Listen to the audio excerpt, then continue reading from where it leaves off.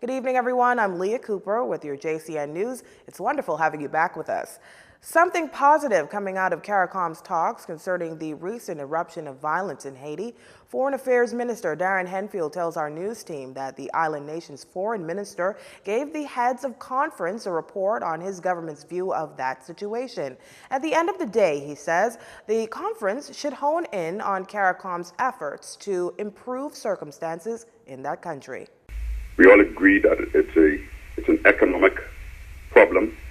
Haiti needs to be infused somehow through commercial enterprises, and we've agreed to encourage our nationals and national companies through the various ministries or chambers of commerce to look deeply and delve deeply into what potential exists in Haiti for business.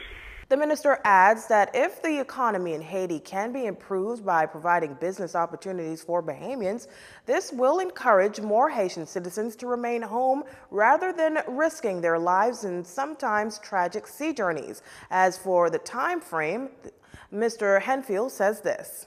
Well, we've been working on it in the Bahamas for a while now, successive governments.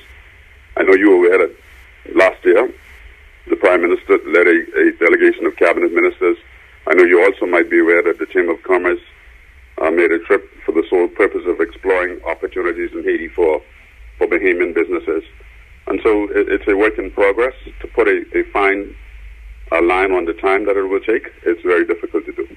A total of 207 Haitian nationals have been apprehended for the year. This number excludes the 31 bodies recovered from waters off Abaco after their 40-foot conventional yacht struck a reef and sank on Saturday, the 2nd of February. Last year, a total of 1,172 Haitians were apprehended. There's no telling there will be any intervention, but the opposition's at least satisfied that its letter to the Secretaries General of the Commonwealth and CARICOM has at the very least been acknowledged. That letter noted the PLP's recent decision to boycott Parliament in light of what it contends is the government's corrupt conduct in the Frank Smith bribery and extortion trial and subsequent arrest of 4 Grand Bahamians, all reported to be PLP supporters. She thought we ought to bring it to the attention of the community to express our displeasure in the manner in which the executive is conducting themselves. Opposition leader Philip Davis insists the country's democracy is in peril. The CARICOM community is set up by a treaty that speaks to civil obedience and discusses the issues of the separation of powers. And we needed to make the point that this government, particularly the executive, has to get a better appreciation of their role. The PLP ended its parliamentary boycott on Wednesday. Meantime, despite repeated calls, the Prime Minister has not yet addressed the call to either have Minister Sands and Dames resign or be fired.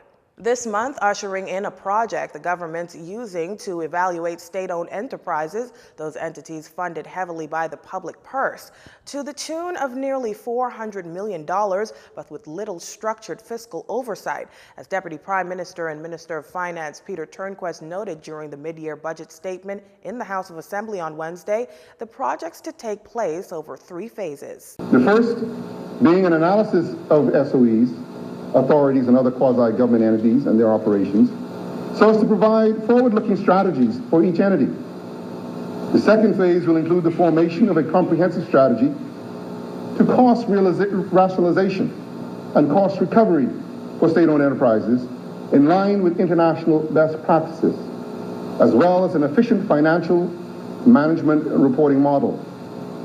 The third stage will include the implementation of the strategic model and the rollout of the new budgeting, accounting, and performance management. A public financial management bill is also being drafted, and proposed legislation is expected to replace the Financial Administration and Audit Act. Its main objective is to provide a more comprehensive legal framework that will provide the necessary support to strengthen the oversight, management, and control of public funds. Behind all this is not only the need to boost revenue, but rein in unchecked expenditure. You're watching JCN News. Stay with us. This segment of the news was brought to you by Alive.